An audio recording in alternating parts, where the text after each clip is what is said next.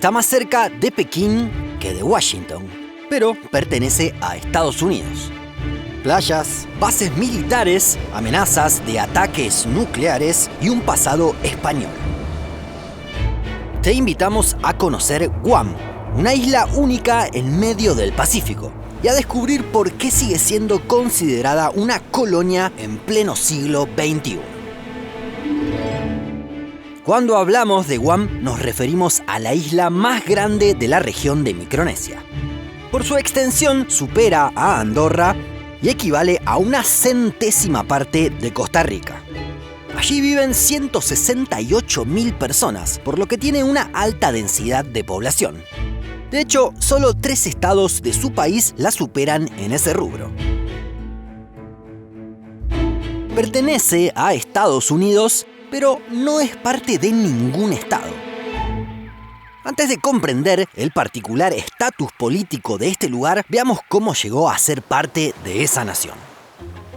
La isla era el hogar del pueblo chamorro. En 1521 se produjo la llegada de los primeros europeos, al mando de Fernando de Magallanes. Fue uno de los últimos lugares en los que estuvo el explorador portugués, ya que unos días después falleció en Filipinas. No se trató de un viaje más. Esa llegada a Guam fue parte de la primera circunnavegación que se realizó al planeta. Unas décadas después, la corona española tomó posesión de la isla, que sería parte del virreinato de Nueva España.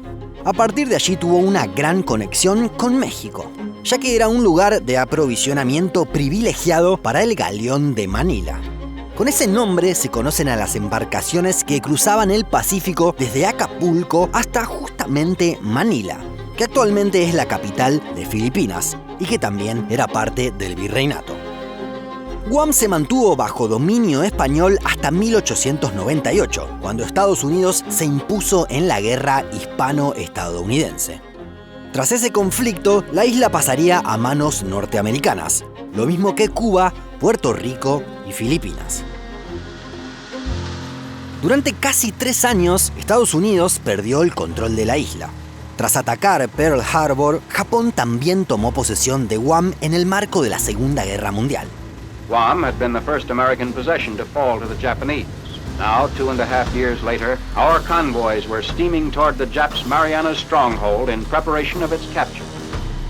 Luego de recuperarla, Estados Unidos conservaría este remoto territorio en el Pacífico, ubicado a más de 6.000 kilómetros de Hawái y a casi 10.000 de la costa oeste de su territorio continental. En los últimos años, Guam ganó espacio en los titulares de todo el mundo y por un motivo nada feliz. Kim Jong-un, jefe de Estado de Corea del Norte, fue protagonista de una fuerte escalada en 2017. Del otro lado estaba su par de Estados Unidos, en ese entonces Donald Trump. Los fuertes cruces entre ambos derivaron en amenazas concretas por parte del régimen norcoreano. Guam es el territorio estadounidense más cercano a la península coreana, por lo que los misiles de Kim Jong-un tenían capacidad para impactar en el lugar. If he does anything with respect to Guam or any place else that's an American territory, he will truly regret it. Finalmente, esos cruces quedaron en lo dialéctico y no se efectivizaron. Guam no solo era un lugar indicado para el posible ataque por la cercanía, sino porque además está repleta de objetivos militares. El 29% de la superficie total de la isla es del ejército de Estados Unidos, que cuenta con varias bases. De hecho, las Fuerzas Armadas son el principal empleador en Guam. Tal es la militarización del lugar que 1 de cada 8 residentes sirve o sirvió para las Fuerzas Armadas. En la práctica, la presencia de alrededor de 6.000 soldados tiene un efecto sobre la economía de la isla. La otra fuente de ingresos de Guam es el turismo. Alrededor de 1 millón de personas llegan cada año para disfrutar de las playas y de un clima muy amigable. Las temperaturas se ubican entre los 26 y 30 grados durante todo el año. 3/4 partes de los turistas son japoneses, a los que se suman también surcoreanos. 思いっきり日本は冬なのに。 Es que no solo las playas llaman la atención, sino que Guam es una pequeña Estados Unidos. El modo de vida, las tiendas, los locales gastronómicos y hasta las señales de tránsito se asemejan al continente. Si recorremos el lugar y no sabemos de qué se trata, bien podríamos pensar que estamos en algún lugar de la península de la Florida o en Hawái. Esto dio lugar a que a nivel turístico se conozca a Guam como América en Asia, aunque a nivel geográfico en realidad es parte de Oceanía. De una forma u otra, para los japoneses el trayecto es mucho más corto. Desde Tokio hasta Guam el vuelo es de 3 horas y media, mientras que a Hawái son 7 horas y media y hasta California son 10. Pero hay algo que diferencia a Guam de Hawái y California. No es un estado. En este punto nos servirá tratar de comprender la organización política de Estados Unidos. Este país está compuesto por 50 estados, 48 de ellos contiguos a los que se suman Alaska y Hawái, que además fueron los últimos en integrarse a la Unión. A esto se agrega Washington, D.C., la capital del país. Pero hay algunos lugares más y varios suelen ser considerados colonias. Unos no tienen población permanente y se agrupan bajo el nombre de Islas Ultramarinas Menores de Estados Unidos. Allí nos encontramos, por ejemplo, con las islas Baker y Howland, único lugar con el uso horario -12. Es decir, cuando en Tonga, Samoa y Kiribati festejan el Año Nuevo, allí todavía es 30 de diciembre.